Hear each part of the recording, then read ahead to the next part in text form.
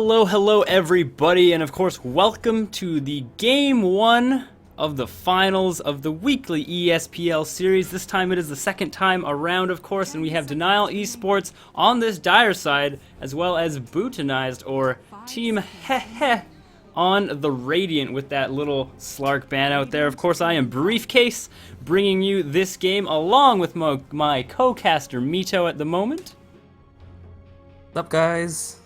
Yes, indeed. And of course, anybody just tuning in or from Dota 2 Lounge, what have you, and you want those rares, you want those keys, and you've made your places, this is, of course, hosted by Eat, Sleep, Play. It's called ESPL, $100 on the line every single week. After 3 months or so, there's going to be the top 6 teams playing against Speed Gaming and against... I forgot just a moment. Sigma Gaming, there it is, 1 second. Just a little bit of a misstep with my brain. And of course, that's going to be for at least $5,000 near come March, I believe. So better wait for that, see how it goes. And actually now, let's get into the draft. Alchemist has actually made it through the first time yet in this entire tournament where he hasn't been banned out. Oh, wow. Denial Esports, it feels like they're very confident dealing with that hero, and they're gonna pick up with their favorite Venomancer. It seems like whenever they have the opportunity, Venomancer is always the go-to choice. Looking at the games, they seem to like to have multiple core heroes as well as having a big late game powerhouse. And Venomancer is a great hero that can really help you delay it into that later stage. But at the same time, it's not even about the late game. Just the first to pick up Invoker. We saw how potent this hero is coupled with the Venomancer, and just having a couple of Necromicon units running around with the Forge Spirits. And Bhutanized, this is one of the most popular combos back in the previous patch, having the Elder Titan with the Alchemist, because Alchemist, his damage is already so high, and then you have Natural Order, which even further amplifies the Unstable Concoction into the Acid Spray combo. Oh yeah, so we might be seeing some 500 damage Unstable Concoctions coming out in this game, and if we see any more negative armor, that's almost going to be a guarantee.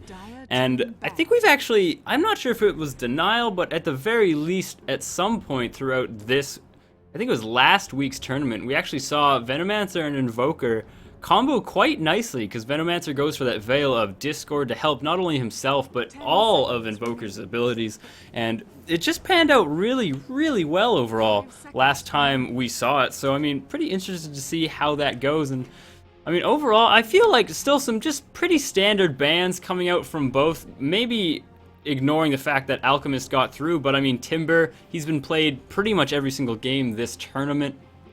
Bane now, I can understand that as well, but Slark, Bristleback, Crystal Maiden, and Lifestealer, all pretty standard banouts. Yeah, what I'm thinking about what Bhutanized wants to do is, if they go for a Dragon Knight deals fairly well against an Invoker, because you're not really trying to right-click the hero down, you're essentially just using a brief fire. Oh, and this Viper pickup is pretty big. Viper, wow. This is a hero that for me, is first ban material. Just because maybe my team has a lot lower skills, but it's because this hero, who can really deal with him in the laning phase? It somewhat forces your supports to make rotations. Sure, you can have things like Whip's Tiny, or you can run dual lanes, but essentially this Viper will draw the attention of the other team. Oh yeah, and now an Abaddon being picked up for Denial as well against this Enchantress. I mean, Enchant, always, pretty nice, can deal with the Viper, I think, fairly well, but just the fact that the creeps can be there to, well, not only stun, but tank some of the damage that Viper can deal out.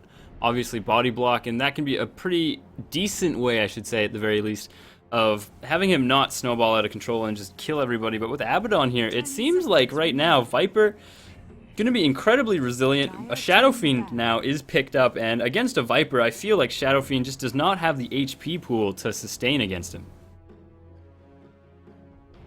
Well, they do have an Enchantress. Enchantress can always grab things like Wilkins, Satyrs, or the most annoying Harpies, and just constantly harass the Viper out of the lane. But then again, I have a feeling that it's gonna be dual lanes coming out of Denial Esports, having or even an aggressive tri lane, having the Viper, Abaddon, Venomancer in the tri lane. Um, sure, we haven't seen this hero at all, but could there be potentials for Lone Druid? I don't think so though, because if they grab a Lone Druid, then the team fight, they won't have any lockdowns to begin with, apart from maybe some Invoker Cold Snaps, Deafening Blast, but you don't want to put all the eggs in one basket and rely on one hero to do all the disabling. Yeah.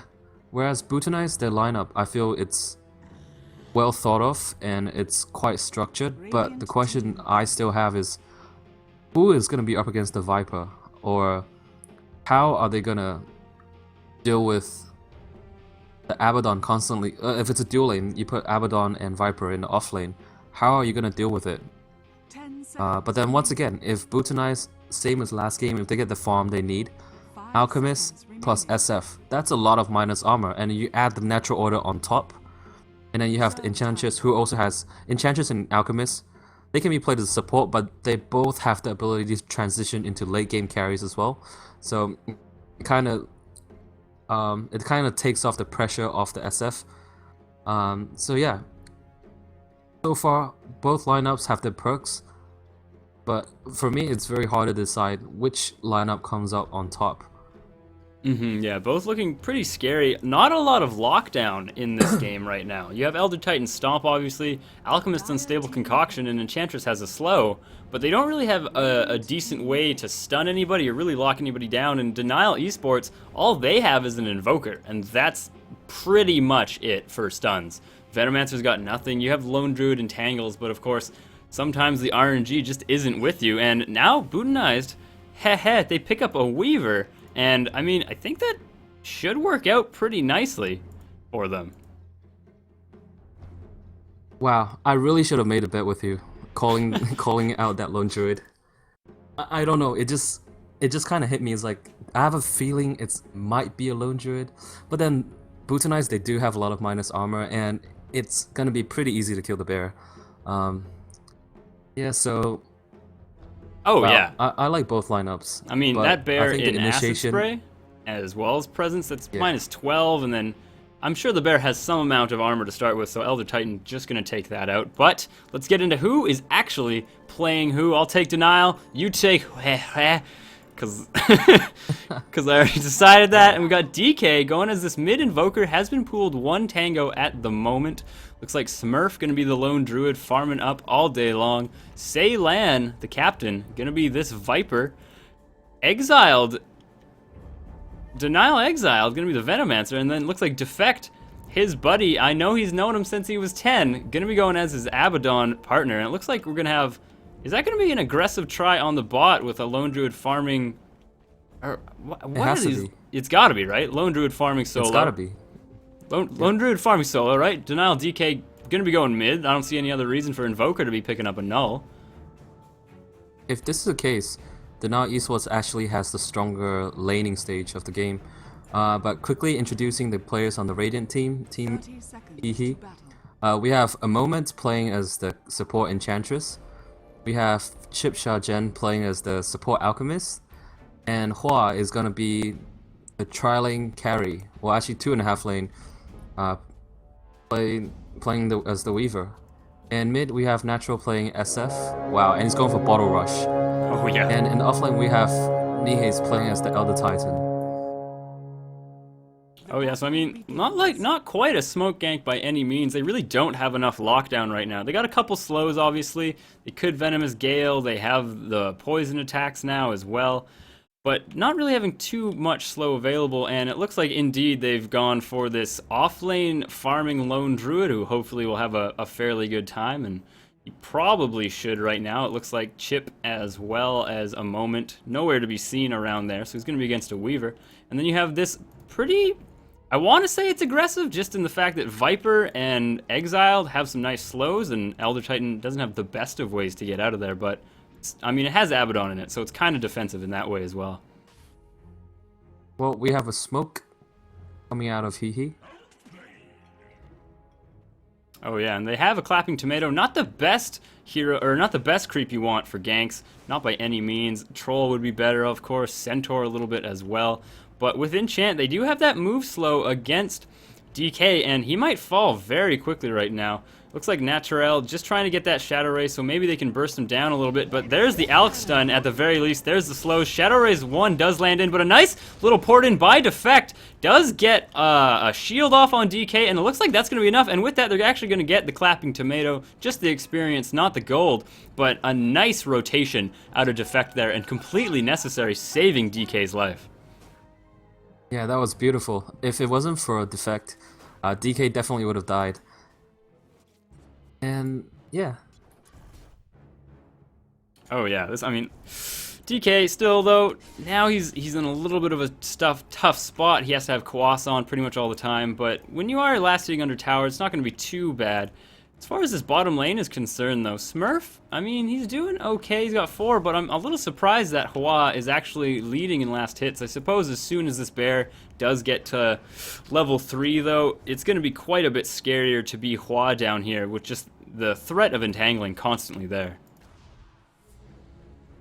Yeah, and I love how this Abaddon has rotated bottom, because even though Lone Druid does pretty well against Weaver in a one-on-one matchup, you don't really know where the supports are for Hehe, because they're running a jungler, and Chip Shajen is just constantly pulling the creep wave away. So this is something I love to see, the supports never showing themselves on the map, just getting farmed. This allows them to rotate. When they do go for the ganks, often it goes undetected, and it's the success rate of running these kind of now we actually have Chip. He's much, charging up a stun. He's going to find Smurf with it. Hua, though, right on top of him, and this has got to be... Oh, never mind, but the Entangle is there. Doesn't look like the Abaddon shield will be enough to save him. And that's the first blood going the way of Enchantress. So, I mean, like you said, this Alchemist just so unbelievably strong, and despite the rotation of Defect to the bot lane, they just can't really deal with them, really. Yeah, what I'm trying to figure out is why didn't the Now Esports decide to go for the aggro tri lane? What's the purpose behind trying to farm up this Viper? Perhaps is to get the early game pushing going, just get that quick mech on the Viper, and then just having it join the team, and then they play 4 protect 1, just having the Lone Druid off on his own, pushing on a lane of his own, and just having the rest of them group up, because they do have pretty stellar teamfight abilities. Now we have a gank going on again, but Chip was revealed by Defect this time around. Looks like Defect trying to hold on, decide who exactly what he can do, and he actually opts to shield himself out of just being too scared, and I think that is really the right play. He's stuck in a little bit of a tough situation now. Hua chasing him down. That's going to be 3 kills going the way of Hehe. This double damage rune that was on a moment, providing a lot of the DPS there, and I mean, what can an Abaddon do there? He wants to save that aphotic shield to throw down on Lone Druid, so as soon as he gets stunned, he's out and about and can maybe get away. But if he gets stunned himself, then, I mean, what can you really do? The Lone Druid just has to run home anyways and might get picked off all the same. So, I mean, put in a very tough dilemma right there. Actually, the best bet would have been to wait for the Alchemist to throw the Unstable Concoction, but then, because they're not esports, they do have higher ping. Perhaps he just couldn't, he felt that he couldn't cast it on time with the delay, and ultimately he decided to put the shield on himself. Yeah, it could be. I mean, it always comes down to, we just need to think a little bit about how much the ping is actually affecting them, and hopefully not too drastically, but I mean, only time will tell. And now it looks like a moment, I should say, has found an Invis rune, and DK in a heap of trouble right now. Or at the very least, it looks like they're setting something up. There's that Alk stun, there's the slow, and with the vision already there, it looks like it's going to be a guaranteed stun at the very least. With Shadow Rays to finish it off. Defect gets in there, can't quite get there fast enough, however, not like the first rotation, and now 5 in favor of Team Hehe. It looks like Denial having a pretty rough start to this game.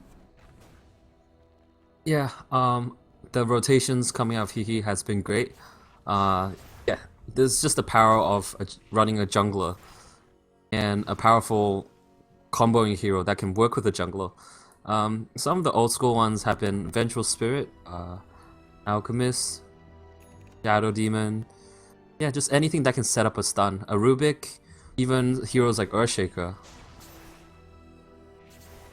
Oh yeah, and I mean now they've just pretty much decided that, you know what, Veno, he doesn't really get the farm, but he can at least keep this lane a little bit out, make sure the tower doesn't get taken down with these Veno wards. And they've just sent Smurf into the jungle, realizing that the bottom lane is just drastically too dangerous for their main carry to be there, with just Chip running around willy-nilly with those unstables and a moment constantly available and just smoking up all the time when and if they ever can to try and set up those ganks as well. Yeah, I felt that the Now Esports, right? They need to, once again, they need to focus on shutting down the SF.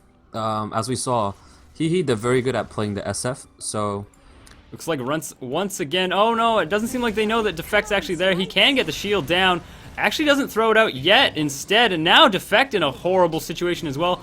The shield will pop, but it's not going to be enough, and Natural, with all the souls in the world, able to finish him off. It looks like this Forge Spirit trying very hard right now to actually get this, excuse me, this Alchemist, and it looks like a pause going down as well. Not too sure what the cause is, but nonetheless. Brief? Yo. Does this seem like an incentive for you for a bit? So let's see, Forge Spirit does 47 damage. And it's out of mana, so it's not going to minus any armor. Alchemist has 27 HP. Doesn't matter. Never mind. Died before it even hit him, so doesn't really seem to matter. Anyways. But as far as this game is going, I mean, I feel just like Hehe coming out way ahead in this early stage, and yes, indeed, if we look at 7 minutes in, they're already sitting at 25, almost 2,500 gold advantage, 3,000 experience advantage.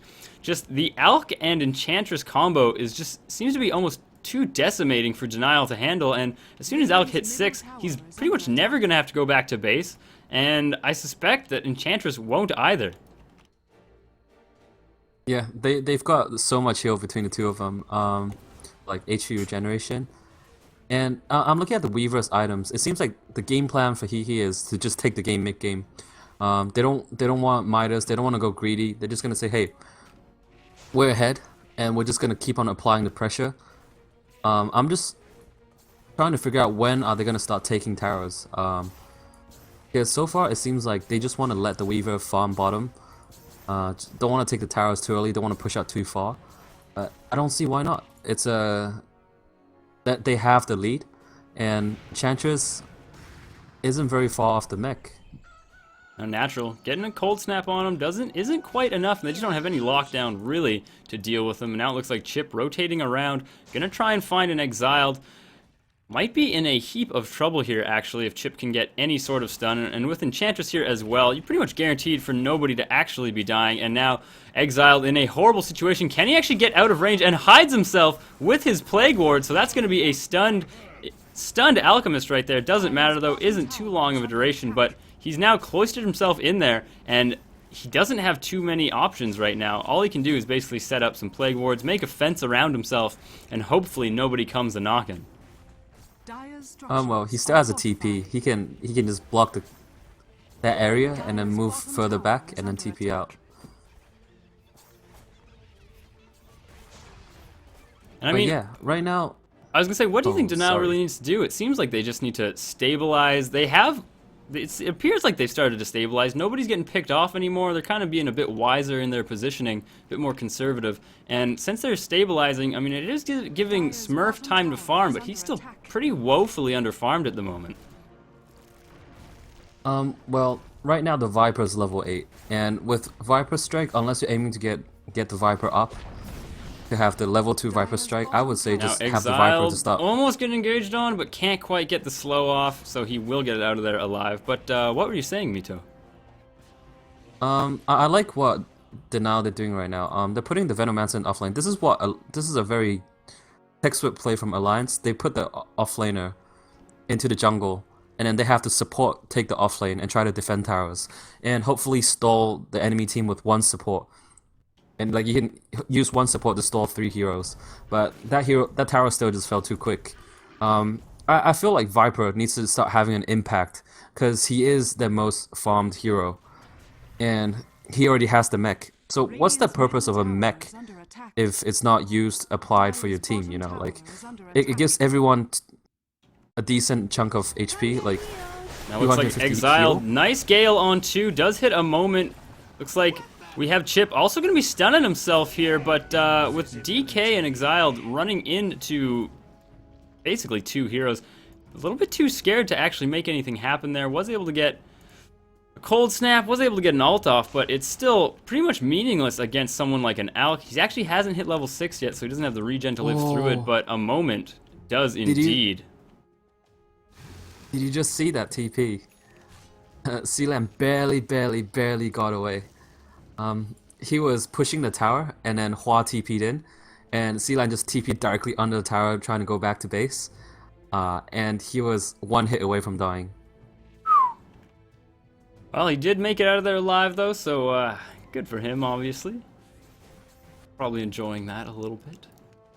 And now it looks like So Chip trying to make something happen against Defect, just clarity up, but more likely than not, just wants to get in EXP range, get that level 6, and with that, will basically be back up to full health. yeah, right now they need Exile to buy them as much time as possible if they're not going for ganks. Oh, but they are, in fact. They're going for the top tower. Hua gets that tower kill, now doing as much damage to Ceylan as he possibly can. We do have Invoker right onto Nihis, though, and as soon as that Astral comes back, he's got a better chance of getting away, but before that, actually gets a point into Echo Stomp, tries to make something happen to split Earth, but both of these heroes, actually Ceylan, still walking into that. Not the end of the world by any means, though, has a mech, and he's going to get out of there pretty well scot-free. Now Chip can't find a target, however, does stun himself right under tower, and a bear there to help him as well. Smurf almost melting to Naturel, and it looks like Ceylan gonna find a centaur for his troubles. Yep. I think the next step for Denial is they need to buy time for the Lone Druid to get his items. But I don't know how effective this will be, because look at Natural again.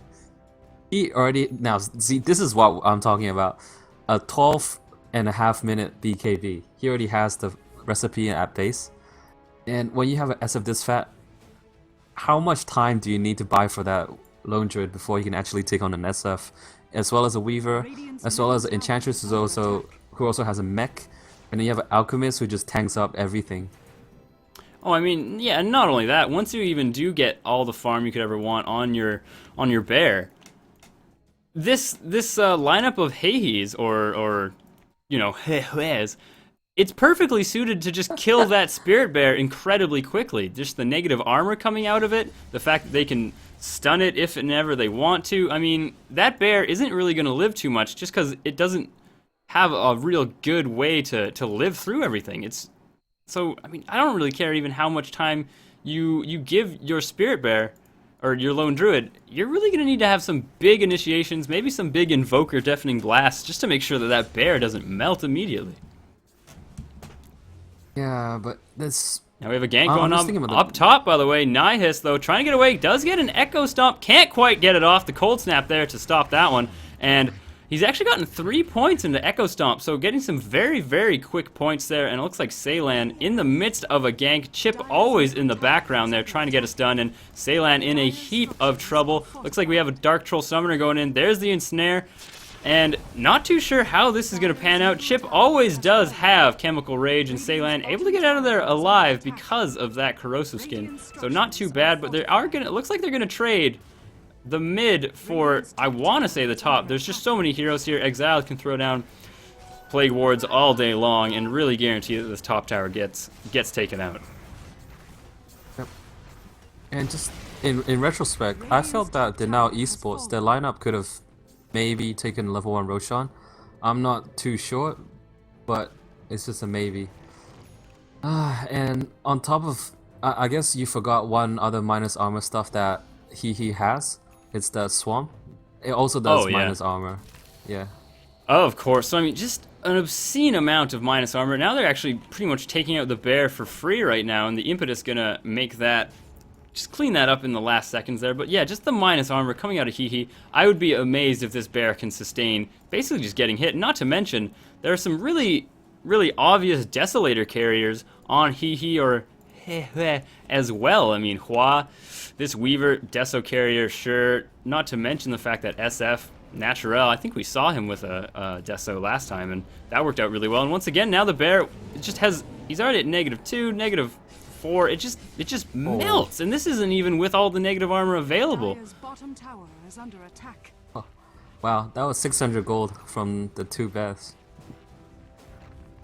I mean, it just seems like Denial can't really do too much here. Exile trying to get in there does get a little bit of a slow on Naturel, but it's not really going to be enough. And now DK has picked up a Necro book on this Invoker, so that might be able to help just against the squishiness that Hehe has under their belt right now. Like Weaver's pretty squishy, SF, he's gotten to be a little bit tankier obviously with that Black King bar, but 600 pure once that Necronomicon level 3 is up is still going to be a huge chunk of health to them. Yep. I felt that Denial, they should have picked up more aggressive supports, but then once you do think about Viper coupled up with Abaddon, that combination is just so hard to deal with. Perhaps if they switch up the lanes a bit more, it would have gone a lot more in their favor during the opening stages of the game. But as of now, I'm just thinking of the alternatives. The good thing about the lineup is the high ground is pretty hard to go on. They're gonna have plenty of Plague Wards, and now Viper is going towards Aghanim Scepter. And once he does have the Aghanim Scepter, just spamming out that Viper strike constantly will prevent Hehe from pushing in directly. Oh yeah, and now it just looks like Natural. He's picked up an Invis rune for his troubles, so that it looks like they're trying to maybe make something happen, go on in the mid. Chip always waiting in the wings, just trying to make sure.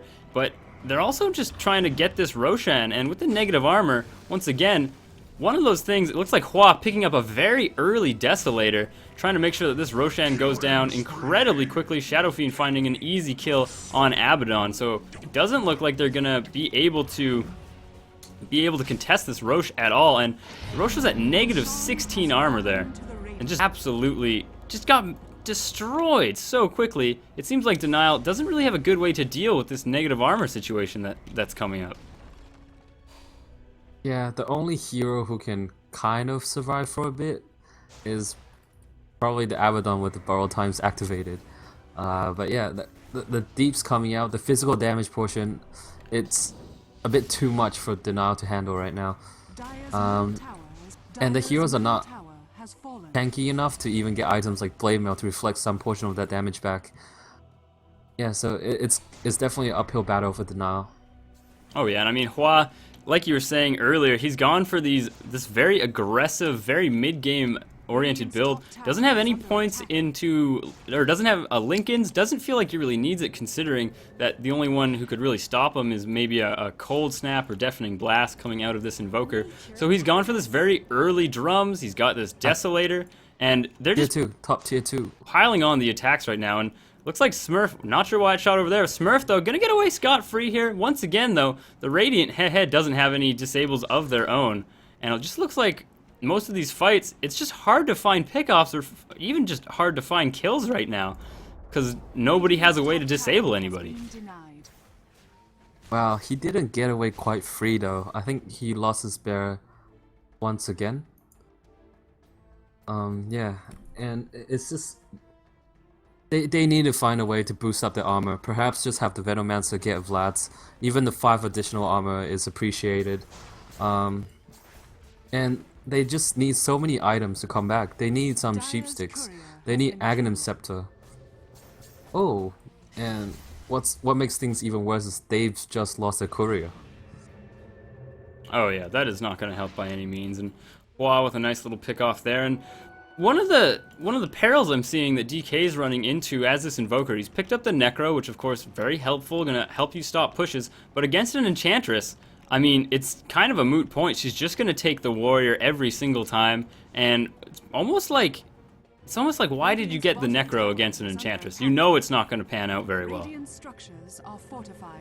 Yep. Well, this build does have its perks. When you put down an Ice Wall, and it will just negate what Hehe can just... It stops them from pushing uphill. Now it looks like Chip stunning, or charging up a stun, seeing he can't find anybody. Is he gonna find Exiled though? Hiding in the trees, can't quite find him, and Exiled now playing a little bit of peekaboo in the trees there. It looks like Chip in a heap of trouble now. If the bear gets an entangle, this could be huge, but it looks like that regen of his just able to get him through everything and everything. anything and everything. Oh, just doubled up on my words there. Didn't make any sense.